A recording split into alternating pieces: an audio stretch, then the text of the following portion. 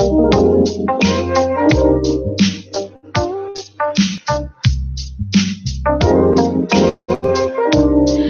something in mind for you and I tonight.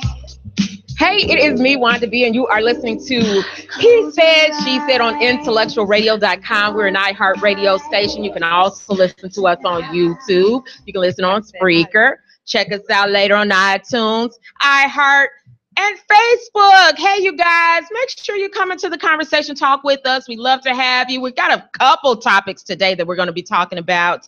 You are listening to the sounds of Frankie Parker, Peace, Love, and Wine.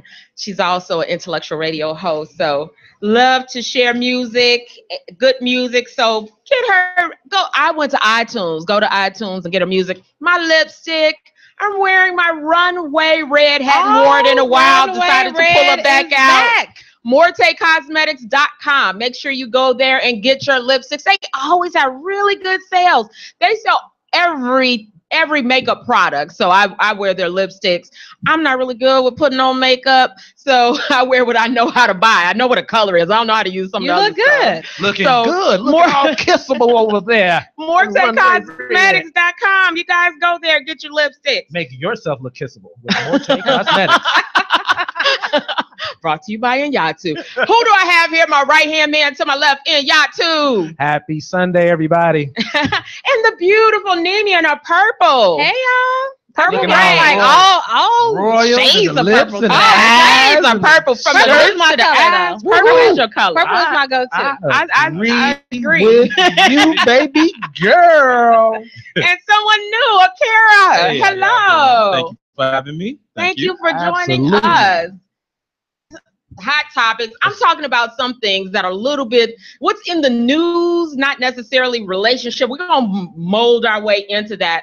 But come on, guys. Now, my timeline has been flooded with Beard Game Matters. Beard Game Matters is like, I'm like, been a what hot is topic for women in water coolers. Are you not in there? You know what? Someone put me in there, and when they put me in there yesterday, it was 240,000 members. You know what I love this about morning? It was 445,000. Right before the show, it was 504,000. It has to be the fastest growing group on Facebook. I absolutely love it because it is men out there. Most of the time, you have shows that are like women are objectified, and so we're objectifying the beards. Yeah, I mean these guys are thirst trapping. They're doing everything. They're doing the most. Oh my God, they're doing the most, and I'm here for it. It is about time that men do the most for attention. I'm here for it. They were pulling on their beards. Man, they butt naked. They butt naked, like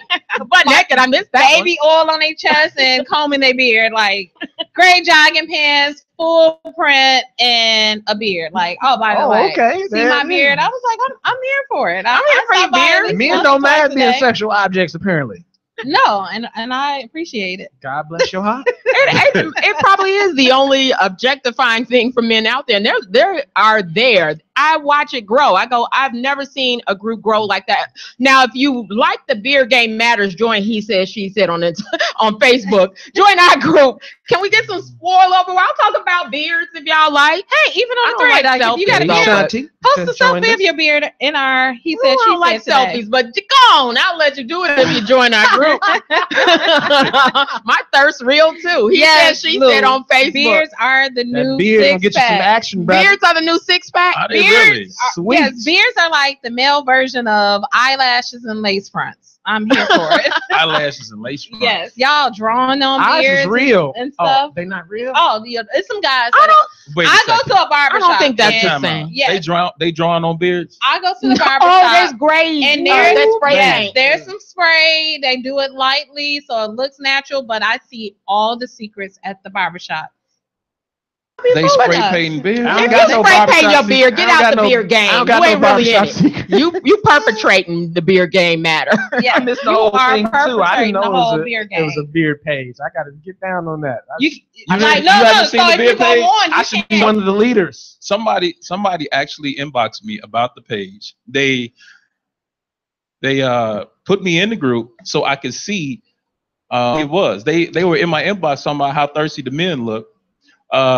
You know, with the beards and all of this posing, they were saying that they look fake, everything. And then so I went in there and it was a lot of thirst trapping. It was. It is. I don't think women care about thirst trapping though, do they? We appreciate it. Do they? Like the women, there's some women on there that are like, hey, you if single, you're you gay? Yeah, it's like, Yes. it's a whole lot of hooking up and like, hey, Alabama beard. Alabama beard. Can I be a beard conditioner? Like women want to have jobs where they wash and condition beards and like. Really? Word. Wait. I am here for every. I can't wait to get in this group. It's on and popping, baby. They'll put you on. Trap all the They'll thirst. put you on. I'll add you. Hey, Joshua Banks, I see you. Yeah, you guys check out Sean said, Chicago. fake beards, I'm just as surprised as you. Yeah, spray painted. There are so like there's this new product. Well, of course we saw when they were using like the dye, the Beijing. So women caught on to that because that looks too fake. So now it's this lightly hair in a can. It's textured. Hair in a can. It's like textured.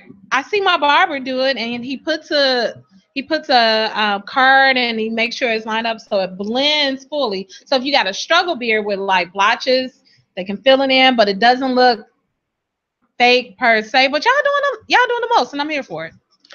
Y'all always talking about us with lace fronts and lashes, and so. But men don't flock to those things. I don't think like the women are flocking to the beard. They not flocking to Esther Rose haircuts either. Like the girls that they going for got lace Esther Rose.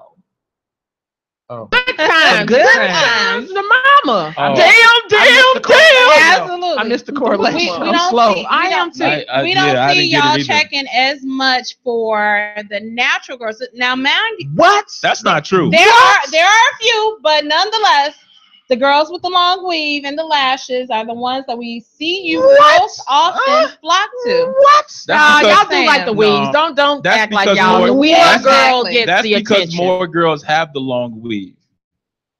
Pull it off and you go, Man, I love women with short hair. I'm historic. My friends be like, that's how you like them, y'all too, right? Look at her. That's how you like them. Short hair with a perm or short hair with like a natural look? Speak for men in general.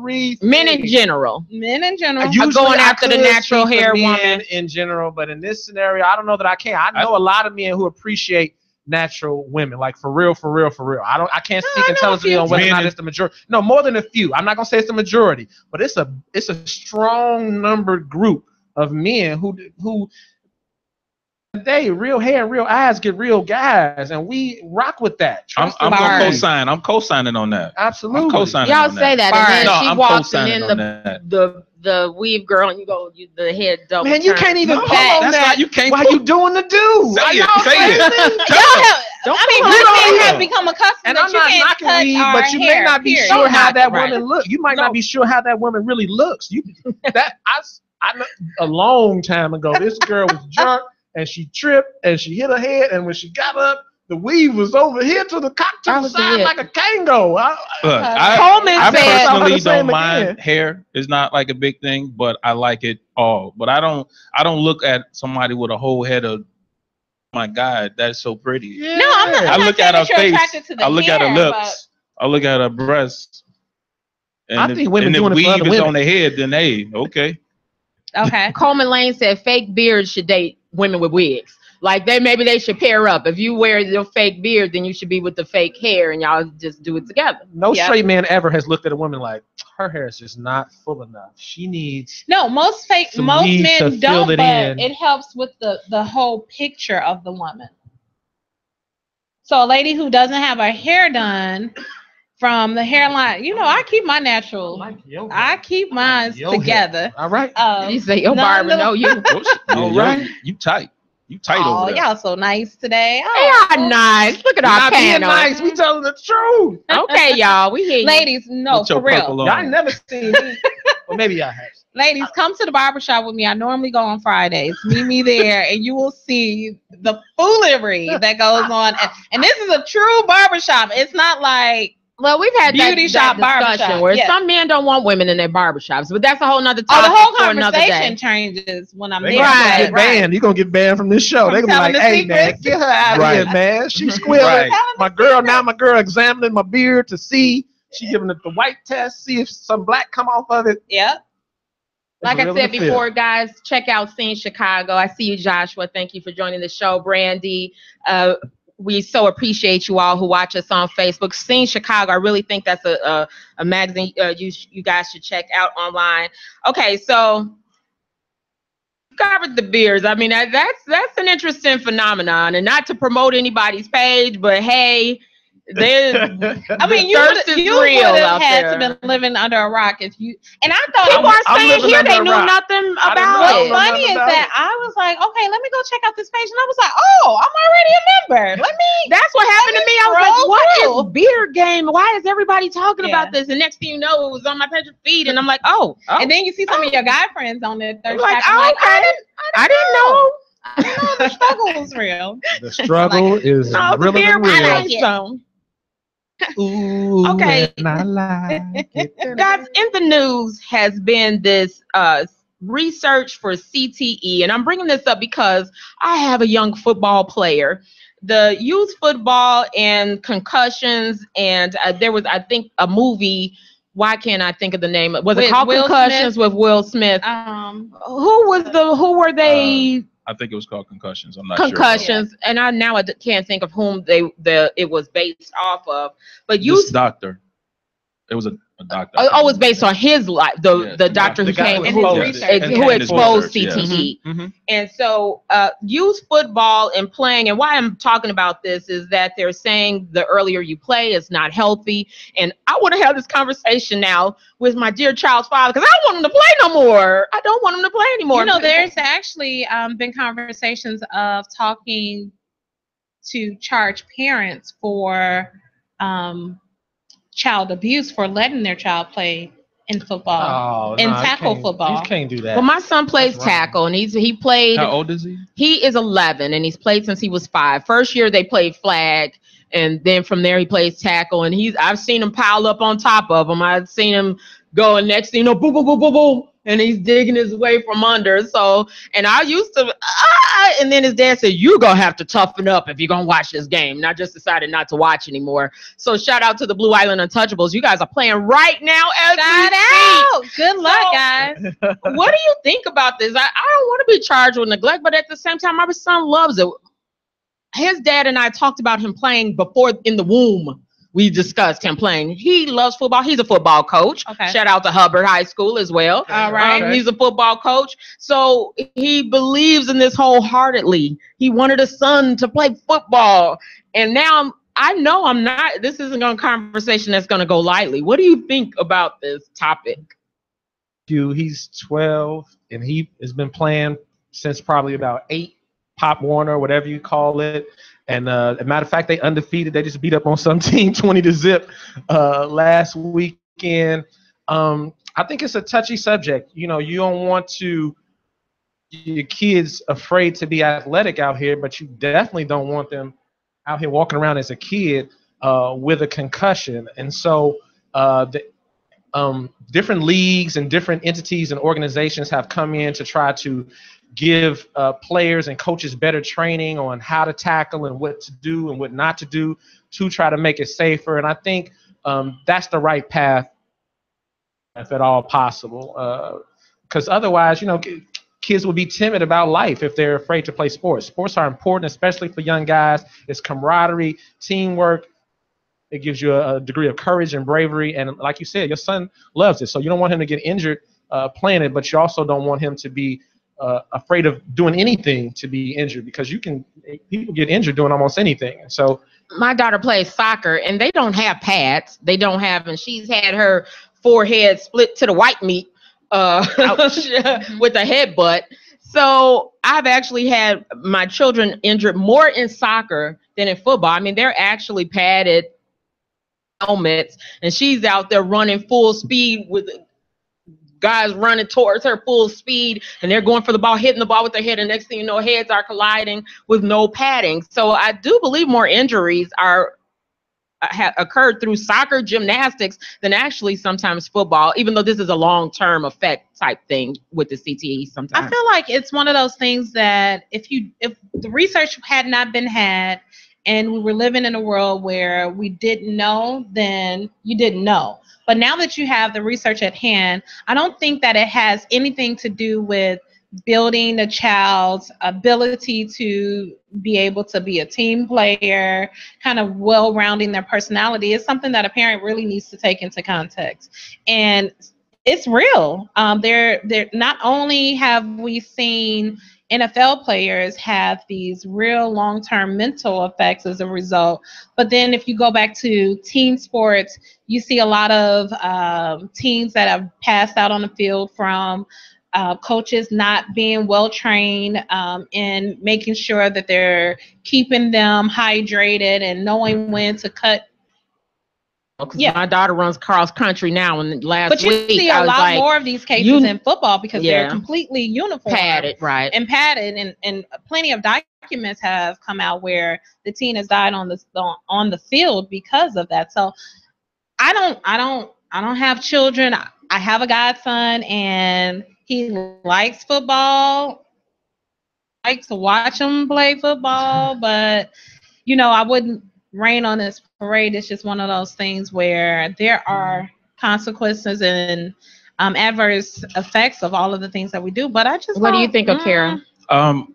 Well, if I had a son, I probably wouldn't let him play tackle until he was probably high school. Then you can't play. Unfortunately, it's so competitive that you can. No, she means he won't be good. Oh, I mean, he could play, right. But will they put him in? At the kids who've been playing younger with experience. But the issue is so it's not just the CTE when it comes to football. That has been documented, as of late in the last, years or whatever. But there's all other types of problem that comes with football. I have cousins who play professional football, and one had to build a house that's just one level because he doesn't like walking upstairs. It hurts too bad. Oh. My father, who played in football all his life, he would not let my younger brother play football because of the effects that it had on his body. And when he would go to the doctor and the doctor would check him out, the doctor told him, "You played football, didn't you?" And because of that, and the way that he walks or whatever, he wouldn't allow my brother to play football. If you have a child who insists on playing, then I guess you don't want to deprive them of whatever they feel like they really want to do. But I probably wouldn't allow him to play tackle until he was in high school, and then at that, I would probably push for him to get really good grades so he wouldn't have to be a professional. I don't think my son's made. Not you play well, baby, but I don't know. He's not going on. And you think about it, but you really never. Football was a way out the hood. Yeah. We really prided ourselves on being people, Black people, athletic, and so we've made careers and livelihoods and changed family lineage as a result of being good at the sport. So now that you have the ability to kind of compare apples to apples through intelligence and things like that, is it worth it? Shanti says that regular checkups with the doctor should be done throughout his playing season. There's ways to test if his motor skills, etc., to recognize and possibly treat early symptoms. But early symptoms mean that something has already happened. So you're willing to risk your child and say, "Oh, we can treat that if, you get a few concussions, then we'll trade it." I don't know if it's worth it. Well, I think we need to change the culture. I think there's an unspoken culture of coaches and fathers high-fiving sons for putting a good hit, hurting other players. Somewhat we're... I'm sorry, not because while you talk. We're barbaric, so we love to see that in football. When watching professional sports, we love to see somebody get hit really hard, and we have to come off of that.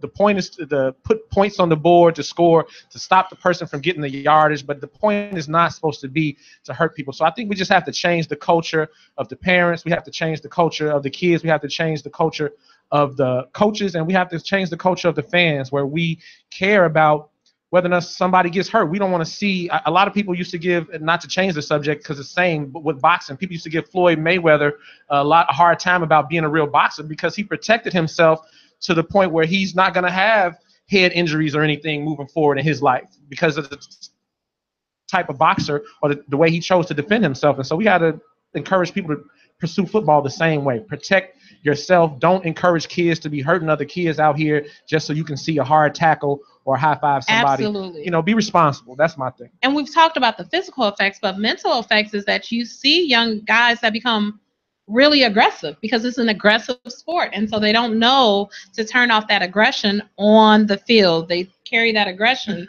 into like ordering a burger. Like me and my brother had to fight with the high school football team, the whole team, and the whole college football team because they're taught to be aggressive on the field all day, every day. And then when you leave the field, it's hard to turn it off. I don't even blame those guys. You know, this is what's encouraged, to be pumped up, to be a team, to fight together, to eat together, to do everything together. And so we just have to change the culture a little bit towards safety.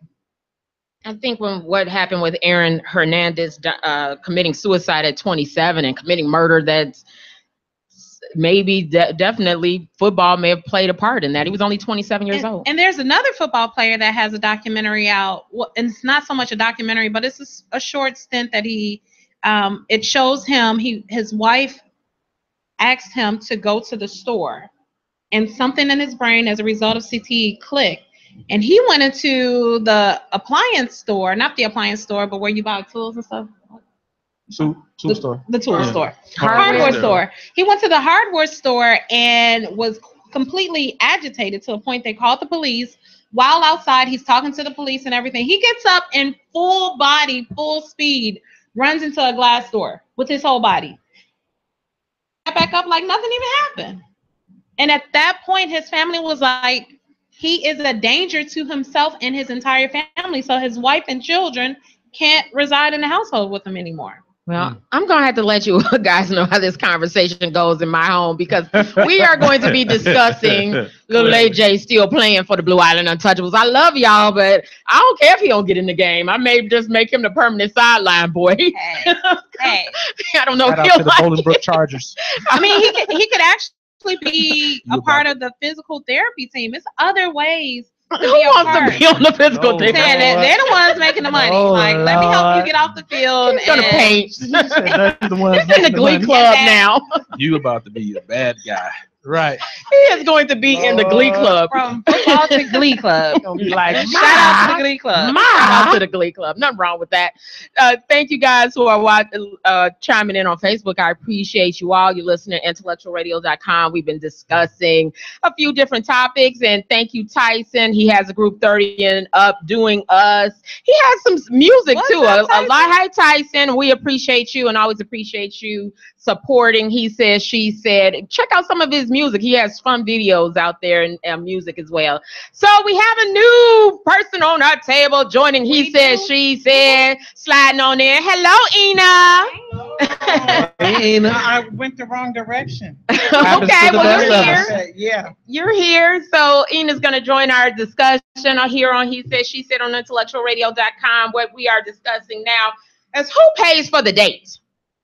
Okay, so ladies now, I think I heard it's September, it's winding down, was ladies pay for a date or take the guy out. Is that what September is? Yeah, you got a few days left to get a date. I only got one time. Can I get a date? Who's paying? Who's taking these Ladies, guys out? y'all slacking on y'all macking over here. You pay. No, I lied. You know what? Somebody did pay the other day. See? You got to pay. I didn't First date, guys, are you guys paying or letting her pay? I pay. Why? That's how I was raised.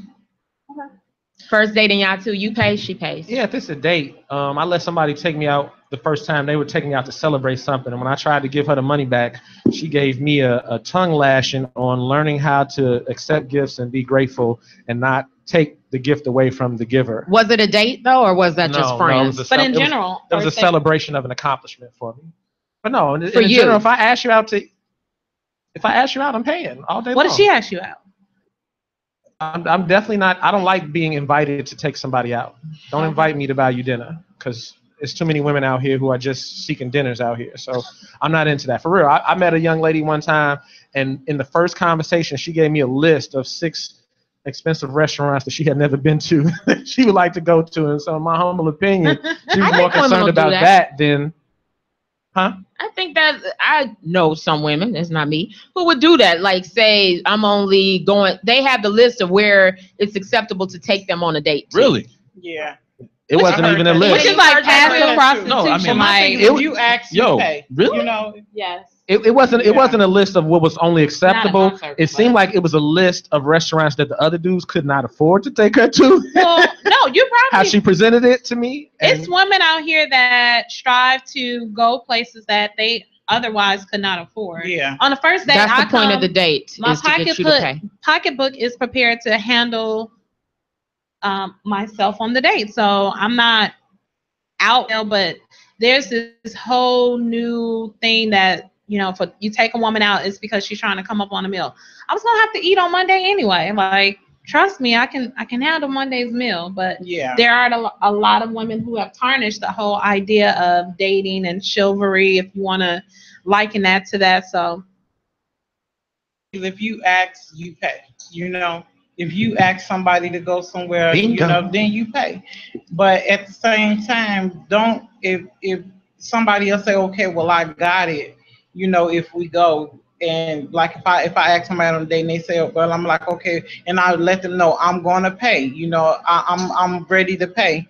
You know, and they say, no, I got it. Then that don't mean, okay, well, now I can go to Would they change where they were going? You were going to Applebee's. Now that you paying, we going to Papados. Yeah, exactly. Or we can go to what is that? Fuego de Chow, you know. Oh, go now we can Chow. go, you know. I don't go out, so I can't even really tell you. You can't even nice restaurant. Like, I want to go to Fogo. This is all right. This is what I don't understand.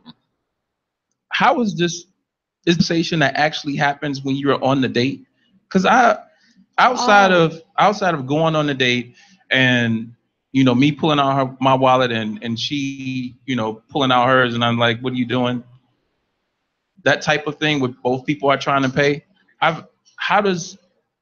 Are people really like, hey, aren't you going to pay for yourself? I mean, does that really happen? It's a conversation that happens beforehand. And so it has been my experience from online dating that it comes up in conversation like, yeah, because I'm not about to be paying for everybody to go on a date, and I figure we'll just go to Starbucks the first couple of times and then we'll progress from there. But, you know, I feel like it should be reciprocal where a woman takes care of herself. And, you know, the whole idea and notion of be prepared for anything, dating, you know. I have seen some craziness, yeah. And don't order nothing that you can't. Yeah, that's never been a discussion before either. I've never been on a date where before we talked about who was gonna pay. That's never happened to me before. And I've sat at the table sometimes where a woman was like, "Yo, let me pay this time," and sometimes I've let them, and sometimes I haven't. But I don't think it's ever been an issue. But social media has made that conversation necessary. Because people will start putting stuff in your ear, be like, well, if he's taking you out, if he made an effort to pay, then you should go here and you should go there. And some women will say, okay, well, I'm going to take your advice, and then they'll take that bad advice and end up in a messed up situation out on a date that's something that could have turned out well. I agree that it's not necessarily something that's, I do think it happens on dates. I do think it doesn't happen to the end when the time for the wallet to come out, where the check comes out, that the conversation comes out for some. But we see it all the time on social media in our group, He Said, She Said. We see it where people often have this humongous debate over who should pay when, who should pay, and what you should order, how much should you get if you mirror him. Have you heard that? I mean, you mirror what he orders, or don't order lobster when you don't normally eat lobster. Absolutely. You have women that say, well, on the first date, you can't take me out to Applebee's. Why?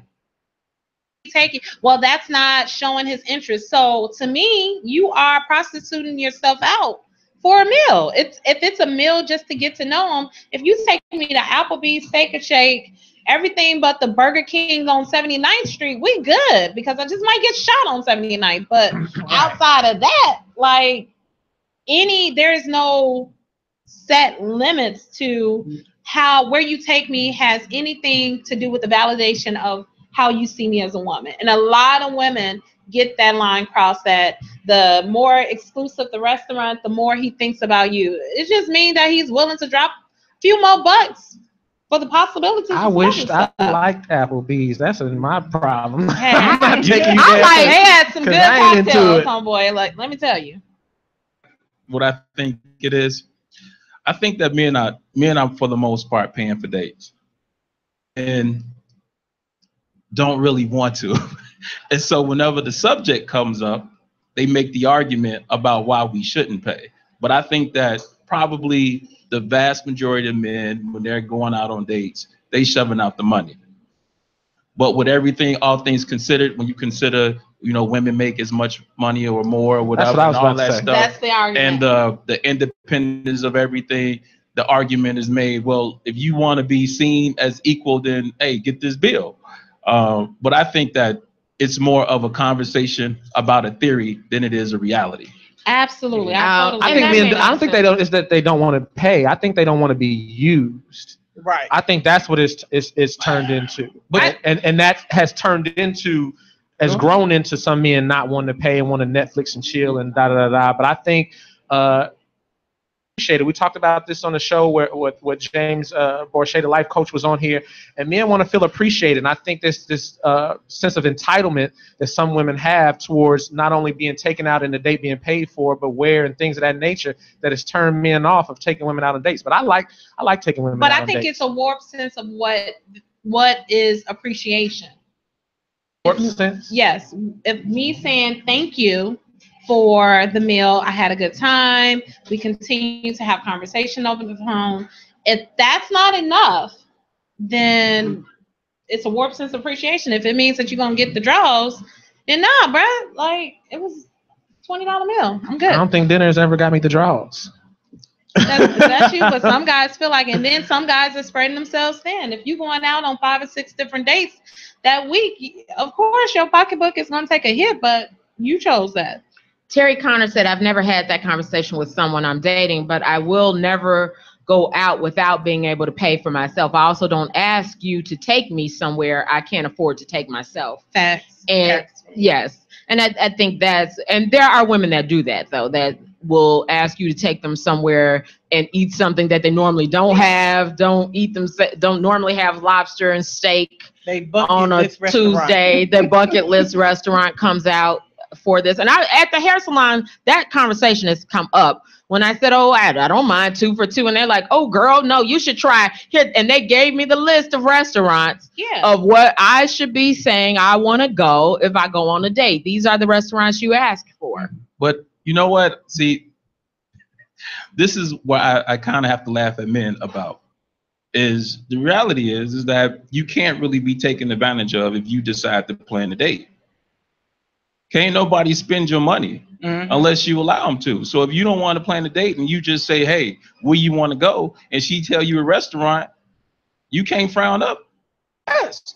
So if you don't want to pay more money than you then you don't. I'll meet you here. Then you decide, meet you at hey, Starbucks. Look, this is what we gonna do. We gonna do this, that, and that. Are you good with that? If she's not good with that, then she ain't for you. Because she ain't willing to be entertained within your budget. It's really that simple. That's simple. I see a culture of women on social media saying that a man has to pay for the process to even get to know them. That apparently a lot of women have had an experience in their life where they felt devalued, and they're like, I'm never going to let that happen again. And so they want a man to court right from the start, and they really associate how expensive the dinner is with how much that man values them. Whereas with me, it's just how much I value me. You just get to come along because I don't want to eat at a trash restaurant. I like eating really good food. I like going to new restaurants, and I like to eat well, as you guys can see from this. And that's what I was saying earlier. Like, if you validate your womanhood a restaurant, then you really need to figure out life. Like, if you want to go check out some fancy restaurant, this restaurant week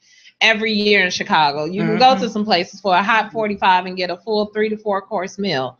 But if your interest lies in getting to know the person on a more intimate level over dinner, it doesn't matter where you go. And be prepared. Be prepared to cover your own meal. Not that is the norm, or you're guessing. What if he left his card at home? Legit. Can you cover the meal? Or y'all both got to. My daddy always told me don't leave home without enough to take care of yourself. My daddy. The funny thing about the expensive restaurant, if you got a guy or anybody who can easily afford a restaurant, it doesn't really mean you special, right? Baby. An expensive restaurant for a guy with a lot of money is like a regular dude going taking you to McDonald's. I mean, you're not special. He's just got the money, and he ain't gonna eat McDonald's, right? And so it's like where he going. And then it's funny because women get impressed by like some things that like don't really mean nothing normal to men. We're sitting up there like, guess what? So and so went to the same restaurant with me just yesterday. You're not special just because he can afford to take you to an expensive restaurant. You impressed by something he's not impressed by. Actually, his time is probably what you need to be paying more attention to. And expensive doesn't always mean good. I have been to some expensive restaurants where the food was overrated, and I've been to some expensive restaurants where I know why they're charging what they're charging, but it doesn't always equate to good food, and that's what I'm looking for. I'm looking for a great food experience. I'm looking for a great customer service experience. I'm just looking to enjoy myself to the fullest and live life to the max. And if I'm spending time with somebody, but if it's a date, you looking for great conversation. You're looking for somebody who you can connect with and talk with and have an experience with at that place. It makes it less about the food, it makes it less about the drinks, and more about getting to know somebody. Like truly trying to get to know somebody. So that's why it really don't matter where you go. Or if it's coffee, if you're with the right person. That's right. We can go if it's coffee or lobster or whatever. It's about the person. Absolutely. At the end of the day. And if you make it about the place to go, if you make it about the expensive restaurant or the $20 coffee, then you messing up, because who can be able to sustain that? What's funny is we were some friends and I were at Bar Louie Friday, and wherever I go when I'm out, then I always find the couple. You can always tell the couple that's on the first date. You can always tell the couple that's been together for years and they just trying to like, let me just go on and eat this meal and get from in front of you.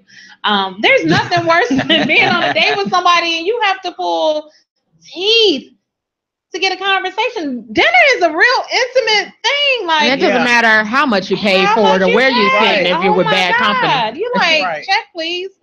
And so I just couldn't imagine taking a date just because you decided that this is some place that I've never been to, or you turning me on to something and I don't like you. Like, that's going to be a long couple hours. At any restaurant. That I'm like, oh. Or Starbucks. And you always tell the people because they're both on their own cell phones and they're not interacting. Or like, we saw the girl, she was like rolling her head in the back of her head, like, oh God, like when is this going to be over with? They were both awkward.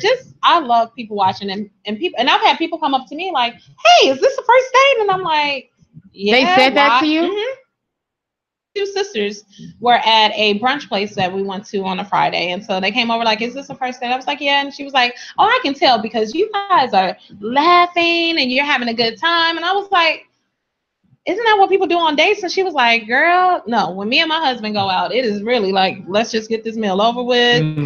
I need some silence, you need some silence, and we gotta have a date, so let's just have a date. I was like, if I haven't had two or three great phone conversations with you already, then I'm not going to take you to dinner, because that's how I know if we're going to enjoy dinner together, if we have already having great conversations. And so that's how I decide if I'm I wouldn't even accept a date. Exactly. I don't want to talk. Some people not into the phone, and so that's okay.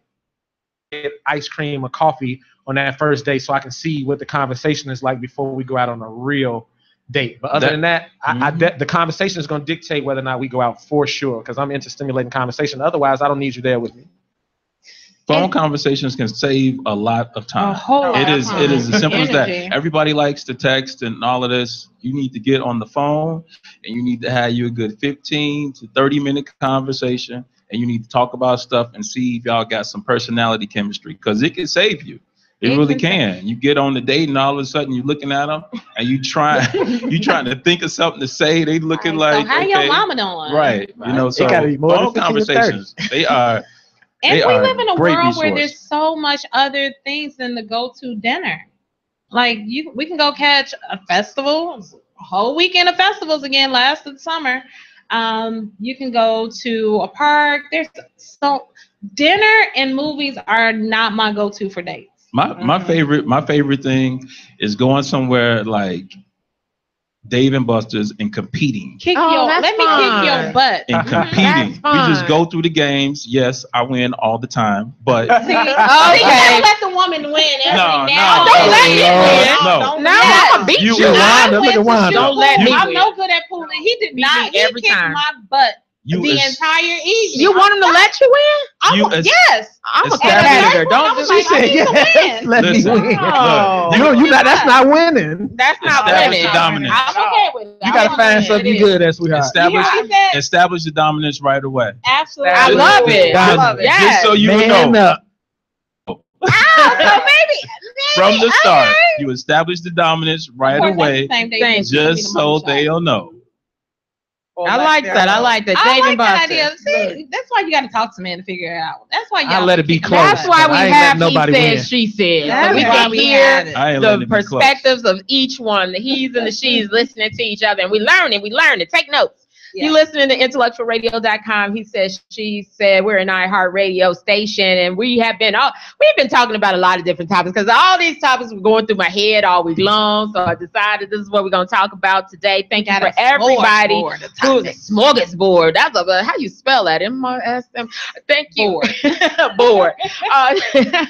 Thank you guys who chime in on Facebook. I always appreciate you. Join our group. He said, she said on Facebook. Marvelette Molly B. I saw your comment. I couldn't get to it. How it scrolls on my laptop, I got the top 5, and when that 5 scrolls, they're all gone. Please share the broadcast. Molly B has a show here, Beauty of Business. She's at 1:00 on Monday, so check her out. She usually has always showcasing someone in the line of business. A really interesting show, and thank you, Molly, for checking in with us. We appreciate you all and your comments. So we are going to keep moving right along, and I think what goes into what we've been talking about already is, can people in relationships be friends with the opposite sex? So a lot of times what comes up in our group on Facebook, a lot of times what we're talking about is topics that some people put things in the inbox and ask me to post it for them, and I appreciate those all the time. So this is one that has come up where you are in a relationship, and Valencia, if you're out there somewhere, chime in, because I know how you feel about this topic. Having friends of the opposite sex, where they're inboxing them or just having a continual friendship with the opposite sex, is that okay? Is that okay with you, or is that normal? I don't know. What do you guys think on that topic? It's necessary.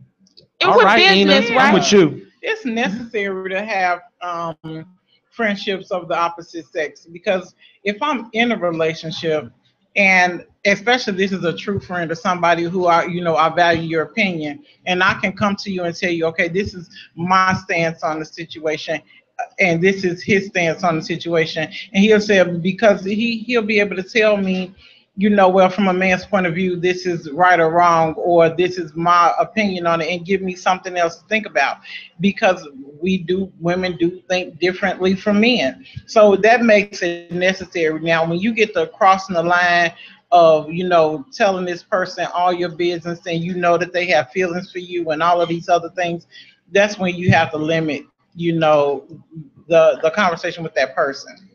Absolutely. She makes a good point. If the relationship is founded on pure mutual friendship basis, great. But if you know that the person had or has interest, and in your mind you can convert them into this friend zone, then that relationship is... I have quite a few male friends. I've not flirted with them. They've not flirted with me. Those that have had that have flirted, I kind of don't really consider them as friends because I know that there was some underlining tone. But with my best friend, he's married. Once he was in a relationship that I knew he was serious about, our dynamics of our friendship naturally changed out of respect for his spouse. So I don't call him all hours of the night like I used to. There's certain conversations that I don't have with him that are pure what we did before, during college, after college. Are you friends with her? Did you try to maintain it? We are all, I was in both their weddings. I still go over to their house. We're all friends, but I just know that out of respect for her, I really limit what we come, and he does the same. It's not like he tries to push to have a candid conversation about what women, but I think women and men both kind of take advantage of some of those situations that you have to check yourself. If they're in a relationship, you know they're in a relationship, you have to respect the dynamic. Well, I think friendships with people of the opposite sex have gotten a bad rap because was the lie that people were using. Oh, that's just my friend, knowing good and well that was never the situation, or that's my god brother, my god sister.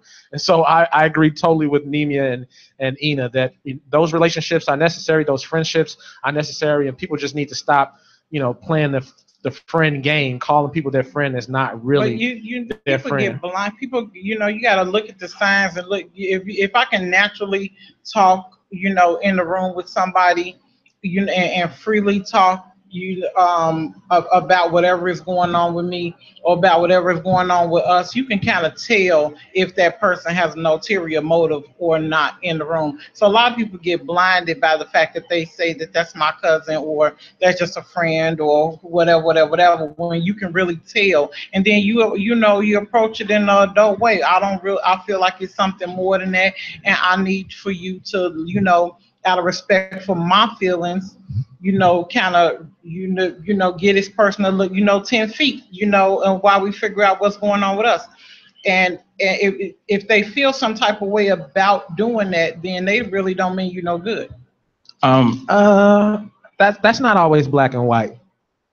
Some of us have had friends for 10, 20 years. They've been through with us and support the bad, the ugly, and things of that nature. You meet somebody new, y'all been dating for 6 months, you really like this person, and then they feel uncomfortable about this friendship, and now you got to put this 20-year friendship on the shelf because somebody who you care about and you really like and want to possibly build a future with is uncomfortable after 6 months. I think if you go that's a slippery slope. You can end up with no friends, throwing away with people you date, and then a year later, you're not even dating that person anymore. And your friends away. You asking for respect, way. But you know what? So this is kind of sensitive to me because I have as many friends of the opposite sex as I do of the same sex, and I'm not giving them up because the thing is that I know I'm not messing around with none of them.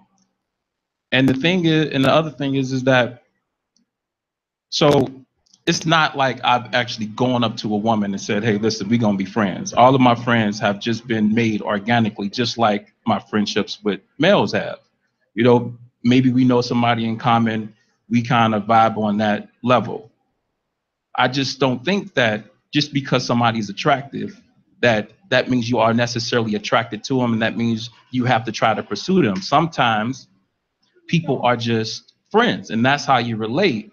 And I don't get how anybody who is older, they can't be friends with the opposite sex. That is just about the thirstiest thing you could ever say to me. You're not going to have sex with every woman or every man. So are you saying that one of them or two of them can't be genuinely your friend? The ones that have interest in you. That have interest in you, then and you don't represent them as your friend. Right. There's a difference between genuinely being somebody's friend and having some sort of a friendly type of existence. Just because you have like a sort of friendship where you do certain things, maybe you talk about things here, and that doesn't necessarily qualify them as your friend. They're maybe a little bit more than an associate. But if you know that if the opportunity came, y'all might do something, then don't represent them as your friend. That's simple. Can I expand the topic a little bit? can you be friends with somebody you previously had a romantic relationship with? Can it evolve back into just a pure friendship, or is it the fact that at some point years ago there was some romance that there'll always be a door open for romance? I think it's possible, but I'm not gonna front. I don't trust it all that much. But the thing that is most important is how the friends interact. So, for instance, if you telling me somebody is your friend, guy and girl is just friends, but they interact or they're talking all the time, they see each other on a regular basis, I'm sorry, I just don't get it. Guys are not really just trying to hang out with girls unless they either trying to have sex with them, hope they gonna have sex with them, or something like that. Guys are just not doing that because they could be spending that time with women that they're trying to have sex with. And that's how I judge everything. Is that you that implies? Go ahead, bro. I know you were. I thought you were finished. No, you good. You good. That implies that men aren't capable of having genuine friendships. That I definitely have some women who are just my friends who help me, give me the woman's perspective, help keep me grounded. Who we're not hanging out together 3 times a week or anything like that, but we can spend time together, and it doesn't equate to anything. I'm not romantic. I'm not saying that you can't spend time together. What I'm saying is that if you're steady hanging out with a girl who is supposed to be your friend, and you're seeing them on a regular basis, like how women do a lot of times, I ain't trusting that. I thought you said you have female friends. I do, but you know what? I can go months without seeing my friends. I could go months without seeing them. I may talk to them once a month. I may talk to somebody 2 times a week, depending on what's going on. But I don't need to see them. So I don't see my boys hardly. So what I'm saying is this: if you're my buddy, right, and every once in a while we catch up for lunch or something like that, that's one thing. But if you're my buddy and I'm seeing you 3 times a week, you're no longer. That's not. We're not really buddies. Yeah. And my that's all I'm saying. It's the frequency is what I'm talking about. The respect for someone else's relationship. Yeah. That as long as that person respects your relationship, understands their boundaries, like you said, that you know not to call this house at this time. I think people who are in the have relationships of the opposite sex have to be friends with people who respect your relationship and respect and know their boundaries and places. But we can be friends. What if you're not in a relationship? Like every so often, I try to reset emotionally, and so I back away from sex and I back away from romantic relationships. And during that time, I don't want to see just hard legs and only be around guys. So I will hang with my female friends. We'd go get lunch. We'd go get on the Ferris wheel. And maybe so that doesn't matter. But that's cool. That's life. Yeah. Nobody's saying anything. I'm talking about once a commitment is set. I had a friend who, this relationship, there was her boyfriend posed his female friends as just friends and found out that he was actually having sexual relationships. So that was a sore spot with her. Fast forward to her relationship now, her fiance, she's voiced those concerns that I'm not there yet. I'm not comfortable with friendships of the opposite sex.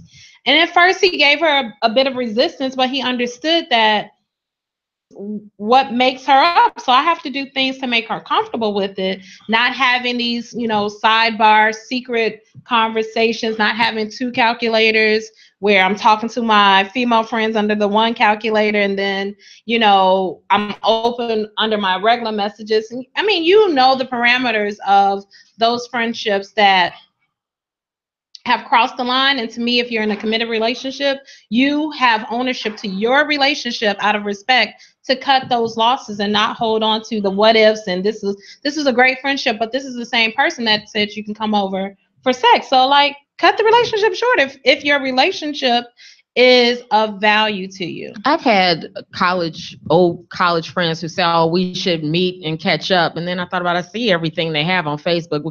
I just want to maintain our friendship. I'm like, oh, where is that really going? When I was married, I was like, I don't really see us maintaining a friendship anymore because I see everything I want to know. Your kids are doing well. You're doing well. I'm kind of done with everything we need to catch up for. So why are we going to lunch? Well, nice seeing you. And I don't necessarily view I need to make new friends either, unless it comes up that you make new friends. But LaShawn said, I have a problem with my husband making new female friends. I think genuinely can make friends, right? I'm a networker, man. I believe that all new information about new restaurants, new businesses, new opportunities, new everything stems from other people. I'm friends with you guys. That's how I found out about the beard group. If I wasn't, I wouldn't know. So I don't want to create this culture where I'm being an introvert to make my significant other feel secure or to make them feel happy. I'm a social person. I talk to people on elevators, buses. If I'm sitting next to somebody on an airplane and they don't stink and they pleasant, I talk to these people. And LaShawn, the no shade or anything, but the fact of the matter is you don't have a problem with the new female friends. You have some insecurities with your husband.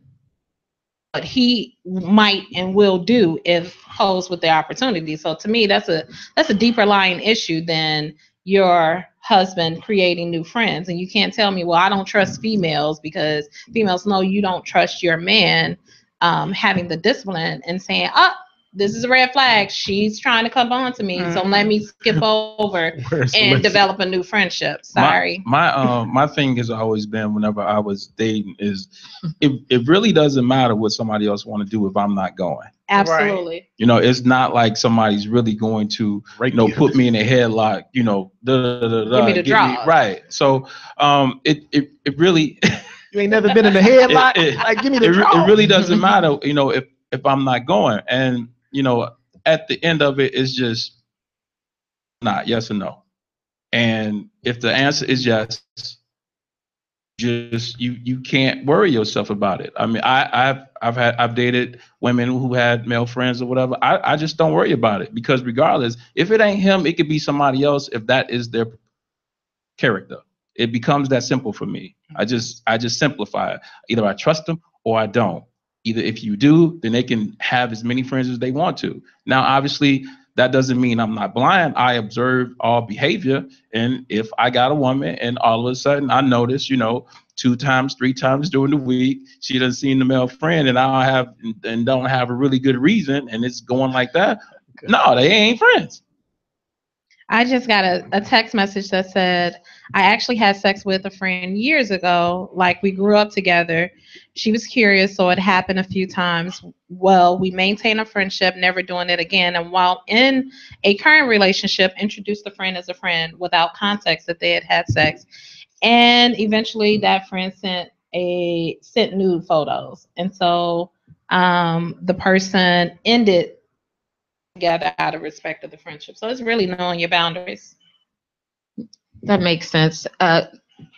LaShawn, you said Valencia don't play that. Everybody was part of it. She said, no, Valencia don't play that. That's why ain't going. You don't need friends. I'm all the friend you need. Hey, Val. Hey, Val. We love our Valencia. That's why I would love to hear her. She'll give you a really good reason why, though. She's not going to hold back. Coleman said, I can be friends with a woman I'm not attracted to easy. Just kidding. Yeah, it can be done. I do think that kind of matters to some degree sometimes with new friends, that is when you're not attracted to them, it makes it kind of easier to be friends. Like, if there's some attraction and you're tempted to act on it, maybe that's somebody you don't want to choose to be friends with. What do you think? I don't know. Perhaps. Look, if you can't be strictly platonic and not going to jeopardize, what you have, then no, you should walk away. But the thing is that, it only matters if you're in a relationship. If you single, you could. None of that matters if you're single. Right. Do what you do. I have a friend to this day that was an ex. We dealt with each other, and he always is like, so why can't we be friends? And I'm like, dude, because I've had feelings for you, and I know that you are in an entire marriage at this point. And so, no, I wouldn't put myself on a thread where you have the power and ability to control me, nor am I going to put you in a compromised position where, I'm sure you haven't told your wife that we smashed, so why would I show up to the barbecue when I know that we smashed and she doesn't know? My premises and you of life that fits in everything is, if you don't lie, you can't get caught. So if you don't lie about who this person is, if you don't lie about what your feelings are, if you don't lie about what your feelings are for this person or whatever, don't even lie to them. I still care about you, so I gotta limit the time I spend with you. You know, even if you're in a relationship, you gotta tell the person I value our friendship, and even though we once had something, you know, I value our friendship, but I'm in a new relationship now, or I'm doing something else, and I need to respect that, and I need you to respect that. So, question: you can't make other people respect your relationship. You can tell them. And if they don't, then then that's that season for that relationship is over. So, question: your man tells you smashed her, but we're just friends. Are you okay with that? With them maintaining a friendship after? You know, it all depends on how much I trust them. I ain't going. You know, because if they ever smash them in college and years later, I can't. Then I'm gonna have to judge myself. Then I don't want them no more. Been there, done that. Y'all think people are saints out here? Let me I'm gonna have to judge myself. But you got a million. A lot of smashing going on out here. It's a million other friends you can have. I gotta go find a new friend. I can't be friends with that one anymore. I'm 43. I smashed somebody when I was 18, and now it matters on how they interact. You know, it depends, because then I would have to judge myself, because I still have guys who I've dated, who I've slept with, who I'm still friends with, right? You know, and I'm gonna have to judge myself at that point. And then how fun is that? You know, so I'm gonna have to see how you interact with this person you said your friend, and if I'm not comfortable with that, because you know I'm not stupid and I'm not blind. You know, you're not stupid. We know how things evolve. Then, you know, it's either part our separate ways, you continue to have that quote unquote friend. See, the way my mental is set up is like off The Best Man. When I never saw it, so tell me what that is. Is having these, Morris Chestnut finds out that his wife smashed like years ago. Friends. And so when he's talking to the friend, he's making up these images of what that session is like. Like, I don't know that I would be legit okay knowing that you know how my man like gets down in the bed. Like, I'm just honest. There's a whole lot of other opposite sex friends that you can fulfill as a friend. The one you smash cannot come over for dinner. I wonder if we spend so much time worrying about the past moments and future moments that we don't just enjoy the moment that we're in. Sounds so complex, and it sounds so restricted. I can't enjoy the moment. We got to worry about that. Mm-mm. Either you trust them or you don't. Absolutely. Absolutely. And that's what I find. You trust them or you don't. Yeah. And it goes back to what you were saying about the respect of the relationship. If you know that I'm uncomfortable with it, don't try to force it on me. I'm gonna be upfront and honest that I'm not comfortable being friends with someone you had sex with. If you want to get to know Nemia on a much deeper relationship level, you're okay with that.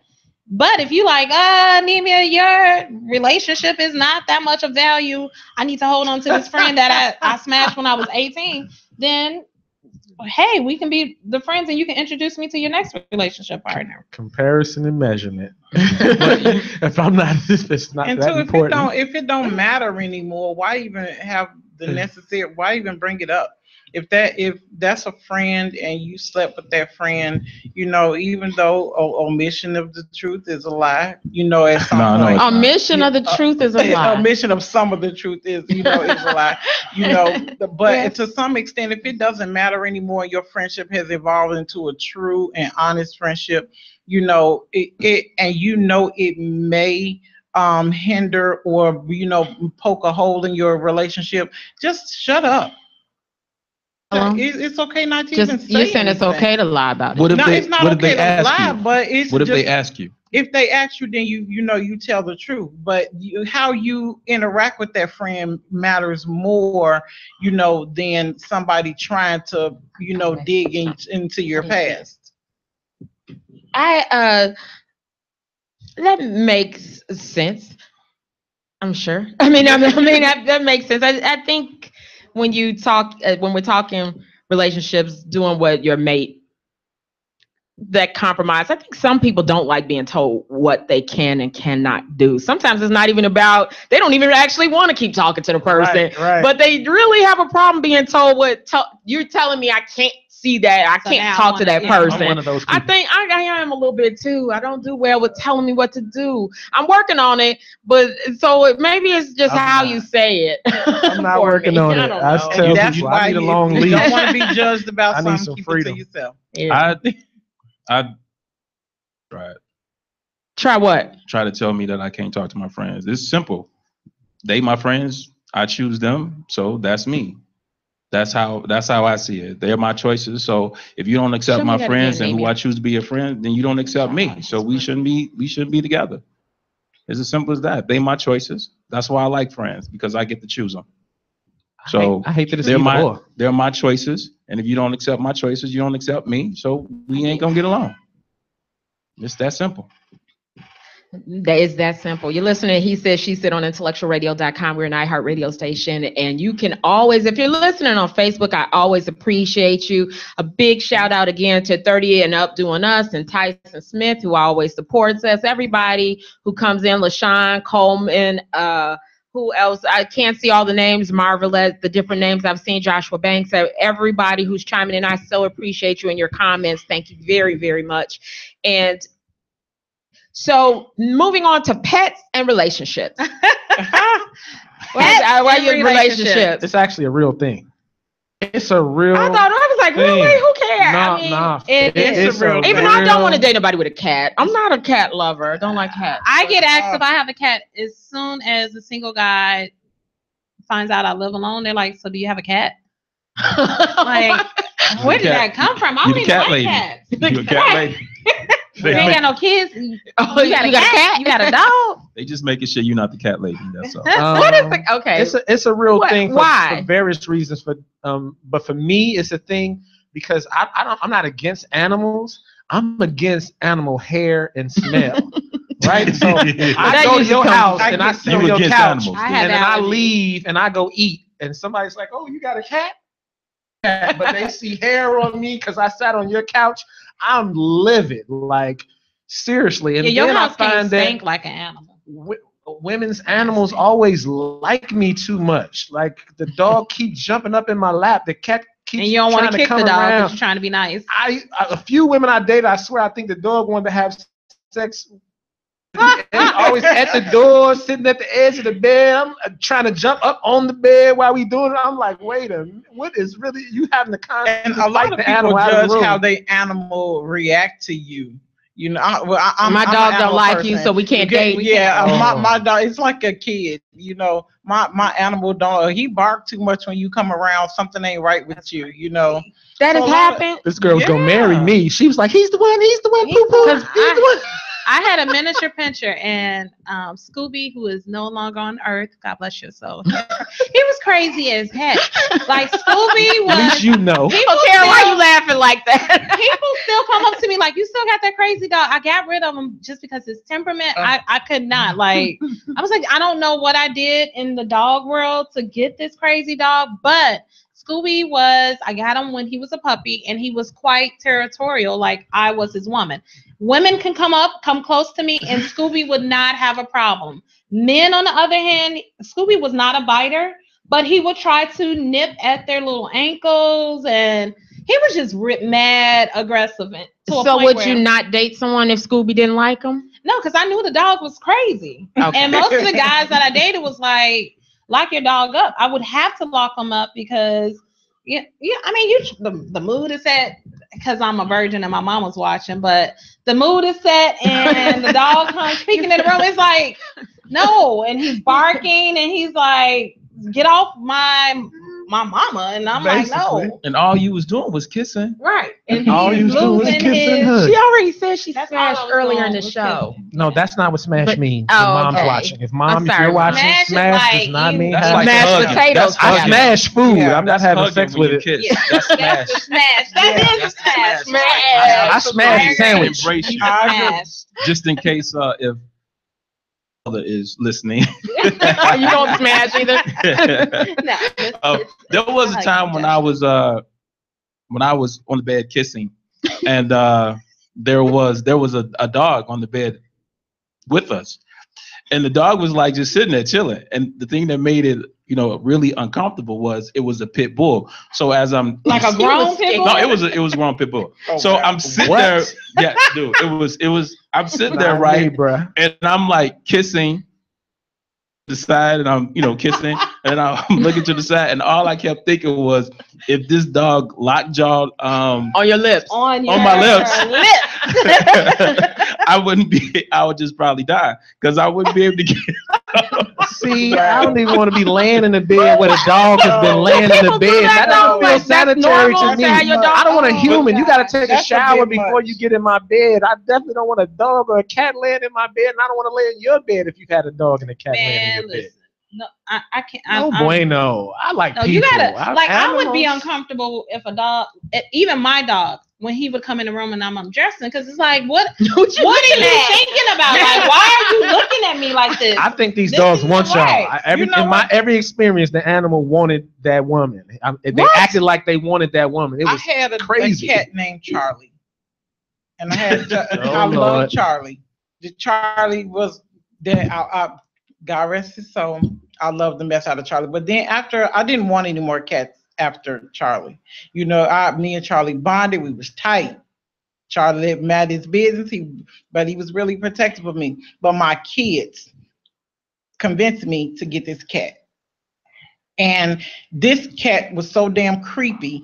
What is this cat? I forgot the cat name. I had to get rid of the cat. The cat was so damn creepy that every time I go to the bathroom, it would run in the bathroom before me if it saw me going. So it can be, and then if I'm getting out of the shower, and it like would know that I'm going to my room, it would run into my room. So I'm like, is this cat trying to see me naked? Yes. What is wrong with this cat? This cat was crazy. The cat was Cats creepy and as hell. animals, they have thought process. Yes, they do. And until I can figure out what you thinking, you creepy. Yes, and that cat was really creepy. So I'm done with cats. That's so funny. But I will say that my heart does skip a beat when I see a big grown man outside, walking a little Yorkie, because skip the beat is and a good thing or a bad. Stop letting women emasculate you by making you walk their foo-foo dogs. Foo-foo dog. Don't do it, fellas. Don't walk the foo-foo dog. Did she say that with a straight face? Yeah, I know. I'm like, are you serious? I'm waiting to see you go hee hee ha. I think it's soft. No, I see it. That is so not oh, sexy. That's so cute. That he's so soft to me. Girl's dog. Yeah. Or that he has. Boo. Or that it's worse when it's his. Boo. Yeah. With that little baby dog. Aggressive dogs. I like big dogs. I do. I want like a boxer. dogs. Yes. So would you date someone with a dog? Or a cat? Or an animal? I will. We're going to have some rules. He can't get in the bed with you? Not so much a cat, but a dog. No. They don't need to be I just don't like cats. They got to have boundaries too. Like cats don't have boundaries. Cats feel at home. No boundaries. They gonna do whatever they want. They gonna be up on the counter, the couch, the bed, the ceiling. No. Cats do whatever they want to do. Yeah. A dog is somewhat trainable. Cats aren't trainable, man. Cats do whatever. Cats are trainable, but the crazy. But you got some crazy. I wouldn't cats even date you to know if your cat is trainable. I can't with cats. I don't like cats. Yeah. I would date somebody with a pet. I love. Well, obviously you'll have.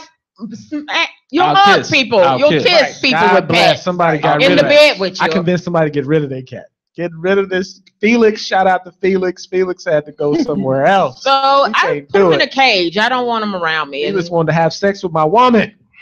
See, Felix was wilding out. I got bit by a cat once. The cat was mean. Yeah, wow. It was my friend's aunt's cat, and I went into rubber and she bit me, so I was over cats after that. And plus, they just have their own. They do whatever they want to do. But yeah, I'm not a real cat lover. He can have a dog, but it takes a lot of responsibility. That means we just can't hang out. You got to go walk. They're the worse dog than kids. Yeah, I don't understand it I'm at all. not a pet lover at all. So I can date you with it because that doesn't mean I have to come to your house with your dog. But what's the correlation between a woman and having cats? Like, so help us out. Company, so I guess. So you mean the cat lady thing? Yeah, the cat lady thing. So basically, when people call somebody a cat lady, that means that she's gonna be old and bitter, and all she's gonna have is cats, and she's gonna be single for a very long time, if not the rest of her life. And so she's gonna get a lot of cats. So that's what she get her compassion from. That's where she gets her companionship. I haven't dated a woman like this, but I've met women who seem to have much better relationships with their pets than. It's insane. Their baby. I mean, it's literally their child. They baby them. Yeah, it's literally their child. They spend a lot of money on them. They don't talk back. They don't talk. My mother cooked for her dog. I mean, it had full meals, potatoes, chicken. She bakes his chicken, put the grease on his because it was good for his coat. She treats the dog pretty much better than anybody, even us. A woman told me something crazy. Like I was like, "Get your dog or put him up in the room," and she was like, "He live here. You just visited." I was like, "You know what? You're right," and I left. I'm out. The dog wins. I think that should play a part too. If they treat the dog better than you, then you probably may want to find somebody else. Hilarious. Maybe, unless you could deal with it. So our next topic, you're listening to He Said, She Said on IntellectualRadio.com, and we have been talking about so many things. We went through the beard game matters, people that have taken over Facebook, which is still, I think, astonishes me how just so suddenly a topic can just be running through your feed. Embrace the beard. Embrace the beard. Love the beard. Condition the beard. Is there a hidden meaning? What was that? There's a meme out that has a woman with her legs propped up and a man's head is barely disappeared. That's what that means. And it says, "This is how real men condition their." Oh. Apparently, woman juice. Woman juice will give you. I was like, soap and blue.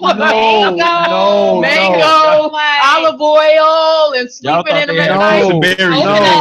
A woman's orgasm will give you waves, and you'll be. It's like curl activator. Yeah. Juices and berries. You didn't know? Juices and berries. Make it real soft. Juice and berries in your beard.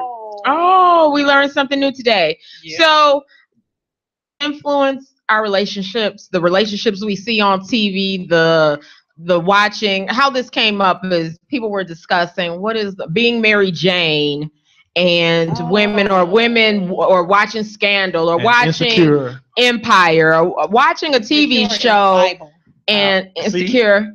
She said it's Bible, so yes. So something they say or do on a TV show could influence what you say and do in a relationship? It doesn't always do it, but I definitely see people mimicking reality shows. I see people mimicking TV shows, and I see people bringing it up in their relationship debates. Well, on the show, and it's like, it's the show. Like, what are you talking about? Like it's gospel. Somebody wrote a script, and they were acting, getting paid to act that out. But Nina just said it's Insecure is gospel, so let us know what you mean by that. What I mean by Insecure being Bible is that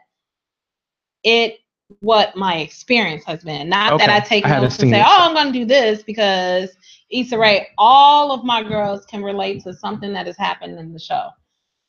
Awkward Black Girl, which is the YouTube series. I think that, especially if I don't like being Mary Jane. I think she's the worst relationship experience, but I think she feeds into the stereotype of how a lot of men see Black women, with having this truckload of baggage and issues that she has. So I think it's all maturity level. Like, it's entertainment. Watch it, be entertained, but to go and say, hey, because so-and-so did it on Love and Hip Hop, he got to do this, or I got to, like, get your life, girl, grow up. Yeah, I rarely watch TV, but I can understand it. I've seen a couple of those shows, but I'm so socially awkward a little bit that I wouldn't pay. I don't know nothing about nothing. I just go, I read a lot. I read a hell of a lot. But watching TV, and I understand how it is with the spirit of enchantment and the music you listen to and the things you watch and all of those different, messages that get put in our psyche. So I understand. So it is definitely possible, but impressionable for some of these young girls, especially when they don't see healthy relationships and they don't see healthy people talking to, because all you see is violence and all you see is ignorance and all you see is a lot of arguing, and that you really don't see in normal life, but people depict it, they take from that and think that that's how they're supposed to approach things. So my daughter's best friend is at Howard, and she said that sometimes in one of the dorms it's like being at the Bad Girls Club, some reality show, right, that some are emulating things that they see and behaviors they see on TV from that. Okay, are you going to say something? I think I'm kind of with her on it as far as just the images and the music and all of that getting into psyche. I think that the probably is probably influenced by it a little bit more than what we are, because a lot of them pretty much was raised on that. A lot of these shows have been out probably about as long as these kids have been, living. So I think considering the fact that, a lot of kids are growing up probably in single mom homes where they have to work a lot and they are probably being brought up basically by the TV. And so when you have that, plus the music, and it's so hyped, and it's just so right. Hyped, and so I think that's pretty much where it is. I think also what those things do create a lot of conversations, and I think we get bitter or we get disenchanted by a lot of stuff that we see in these discussions on like Facebook and all of those things. And then if you go in your reality and something reminds you of something or whatever, you just get even more discouraged. And these kids are so technologically social. They're not personally social. That when they on social media, they feel like they missing something. And, if they don't know, so they get engrossed with these shows and they get engrossed with these people like they actually know them. Like they really, really know these people, and and then they try to emulate them in their own social circles. I think some even adults do. I've had a conversation with some people, and they're talking Mimi, and then Mimi. I'm like, girl, who is Mimi down here? And they're like, from LHO, and they give some letters of it. Yeah. And I go, what does that even stand for? Love and hip hop, girl. You don't want. And they were talking about these people, and I'm getting all into it and thinking these are their friends, and it turns out they're talking about somebody on TV. Historically and scientifically, the producers of TV shows have used them to slide stuff into your psyche subliminally as well. And so I don't think, no matter how mature you are, if you're watching something every single day, I think it's impossible for it to have zero influence on you. It's like what you're eating in your food. If you're eating greasy food every day, it's going to affect your body. If you're taking this into your mind every day, there's going to be some influence, and it may not be as pronounced or as obvious as the woman that you were talking about. But if this is what you're watching all the time, I believe that it's your head that you may not even realize. And I think that's even more dangerous than the person who's aware that they're being influenced by it, is the person who's unaware of how much they're being influenced by the things that they watch. I don't agree. I think I am mature enough to know what is entertainment and what is reality. And so, yes, because I deal in reality all day long, I love good Ratchet Sundays and Mondays. I am ready for Housewives of Atlanta, and Mondays was the Love and Hip Hop's whatever was airing. That is, once the show goes off, I'm not walking around. I don't pop my hands. I don't walk and talk with my hand. I don't do any of that. It is merely entertainment for me. And I'm very, I don't even have to put much effort to not let that spill over into my relationships. Can we say that the magic things then on Sundays and Mondays, you pinpoint when you are, you know, you watch that garbage TV. Mm-hmm. You know, when you embracing it. A lot of these kids are not. They watching absolutely. it. I'm saying, Children but even I'm talking, and I mean these 20 and 30-year-olds. You know, they watching it, and then they following it on social media. Then they, you know, commenting, and you know, they whole lives revolve around Empire and show after show after show after show, because everybody wants to, you know, be up abreast on the topic. You know, they want to be included in every conversation. But maybe what it could be, and I hadn't thought of this till you said it, Nemi, is maybe that is what they relate to, because you said you like Insecure because you can relate to it. So they are liking something that they relate to. It is more of their life. Why you don't get all into it is because that's not your life or what you relate to. So for Love and Hip Hop, it is the feminine version of gangster rap for women. Some guys flock to that imagery because it is praised in their community. So they were like, oh, this is what I got to do to get the praise. This is what I got to do to get the women. So let me image myself. And it's because they didn't have the buffer between. Now, as an adult, if you still running around here doing what Mimi does, or what's the crazy his Puerto Rican girl, if you're doing what she does just because you saw it on TV, I mean, you're pretty whack. What do you like about Love and Hip Hop? It's ratchet. But there's nothing one thing about it. It is just ratchet television that is quite entertaining, that there are actually people in it. And I know that it's not reality. It's scripted TV. They give them a script and say, hey, we're going to bring so-and-so in and we want to see how you interact. Matter of fact, fight her. I mean, it's like watching after so many episodes, Jerry Springer. You knew the crap was. Are you entertained by that? I mean, are you entertained by two women fighting? I mean, not by two women fighting. I'm entertained by the show. If it happens to be a fight on there, most of the time I don't watch the fight scenes. I cringe even at YouTubes that people are actually fighting and harming one another, but or being silly, it's just silly TV. Actually, Jerry Springer wasn't scripted, but as far as the love in the hip hop, I think that there are a lot of women who might not be that mature who look at the women on Love and Hip Hop and say they're winning, and because of that decides to probably emulate some of the actions that they see, because they look at it as, you know, she's getting money, she's got fame, she's got this, she's got that, she's being noticed. And so if you don't have what you think is a better option or a better way to get all of those things or to win, then you might find yourself emulating that, thinking that somehow, some way it might get you ahead.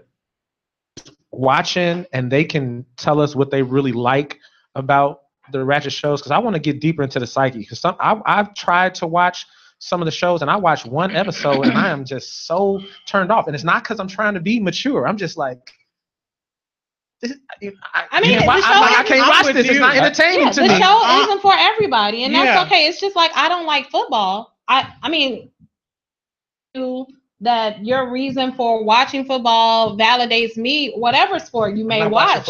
I'm not watching football either, but if you watch a sport, I really generally don't watch sports. But I'm not going to knock men and say that's just stupid that you're sitting up and watching somebody else play and you're rooting for a guy, and all the people that were jockeying for Kobe Bryant, that's his money, but you still jockeying and going back and forth on Facebook about him being the GOAT versus Michael Jordan. What do you have at stake and claim? Like, for real, it's all entertainment. It is all entertainment, and what meets my entertainment quota may not be your entertainment, but I'm not here to knock anybody. But I do feel that there is a certain responsibility to those youth that are influenced, and that where your parenting skills come in. Your little kids should not know what's happening on Love and Hip Hop. They should not be privy to what's happening on these shows, even your teenagers. And so that comes back to home parenting and monitoring. If you letting your child watch it, of course, that's going to spill over into the grooming of the person that you're trying to create. Well, there's so many adults talking about it on social media. Even if they don't watch it, they're going to find out a lot about it. Yeah, I don't. Your child shouldn't be on social media. That's hard. I mean, that's hard to say as far as parents, especially a lot of times when the parent is a single mom, being able to stop their kids from watching something. Because I'm a single mom, and we used to watch porn and all kinds of stuff, and she had no idea because she was at work. So and then when you think about streaming, that's what I was about to say. I had two parents and I was watching porn. Same thing. They're both working. Right. And so, when you think about technology and how easy, I mean, you got phones, you got iPads, YouTube, you got all these things that I think it's hard to stop somebody, or it's hard to stop a child, but I think what you have to do is you just have to instill in them certain values that they will look at it like it's just entertainment. But I think the instilling in kids the values, or not instilling in kids the values, is what probably is lacking. More so teaching them that that's entertainment. That's not you. That's not how you should behave. Right. Teaching them that. My father used to be like, they getting paid to be clowns. You doing it for free. Right. Absolutely. You look at some of, and we've talked about this now, that a lot of the girls of a reality show, and so you pay for your child to have whatever gear, and the business I work in, the family came in and they told us who they wanted their loved one to look like, and it was a reality star. And it's like, come on, let it go. Well, she always loved her and she's gonna be a princess just like her, and it's like, that's not real life. Like, stop emulating this image and be okay with who you are. And so many parents are not reinforcing those values that, okay, there's a little more to life than that. Well, I think the issue is that a lot of these shows are being associated with prosperity, red bottoms and jewelry and nice cars and going to the happening places and things of that nature, not knowing that this restaurant paid to be the place where they met in this reality show, or this car paid to be the car that they're driving. They get sponsorship, and people just don't realize that, and so they're chasing after the Joneses. Yeah, now everybody got Cardi B dreams, and I can't listen to that song. I ain't heard past the first two lines. Reality TV is the new version of wrestling. Remember? Yeah. I remember back in the day. That's a good analogy. Growing up, I used to think wrestling was real. And they was going through, I was into it and everything, Hulk Hogan, everybody, and then one day I saw a documentary. I don't know if it was like Dateline or something, a show like that. And they got to talking about, how it was scripted, how, this one guy was like, if I wrestled Hulk Hogan, I could probably beat him or whatever. This, that, and the other. And I'm like, this is not real.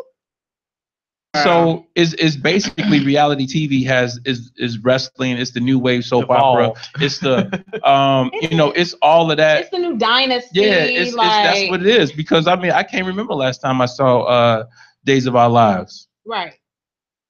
Exactly. And I had grandma and my aunties, they would have it on record of the soap operas in daytime, but they weren't walking around like, you, John, come hug me. Right. Now, like, they knew it was entertainment. You watch Days of Our Lives too, huh? Yeah.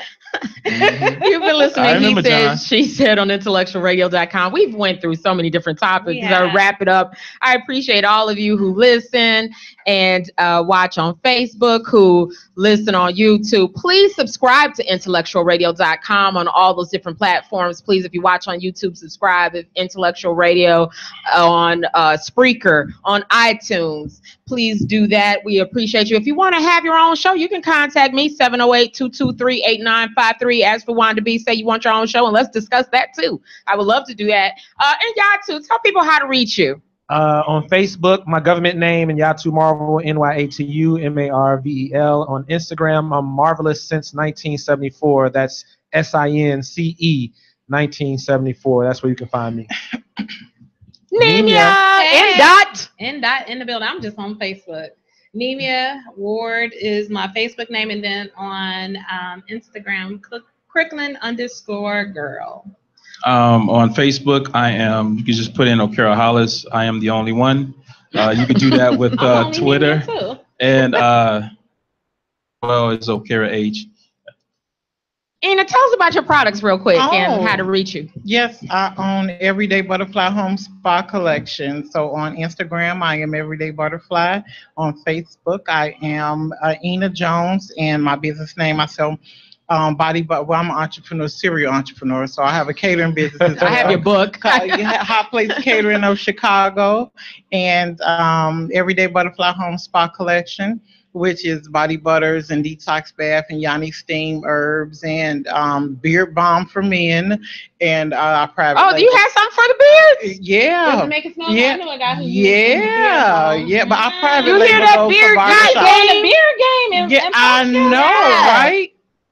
I know. I think they stopped posting stuff, or they limited posting for a while or something. They're overloaded. Yeah, absolutely. So, but so just Ina Jones on Facebook and Everyday Butterfly on all other social media. You have to check out. She makes these salads. Okay, I'm telling you, your salads. You deliver what, before noon? Yep, but I take all my orders before 10 and deliver to businesses before noon. And it's different salads, and I'm extending to sandwiches too. So it's grilled chicken and Caesar grilled chicken garden. Everything is fresh and organic, and healthier options.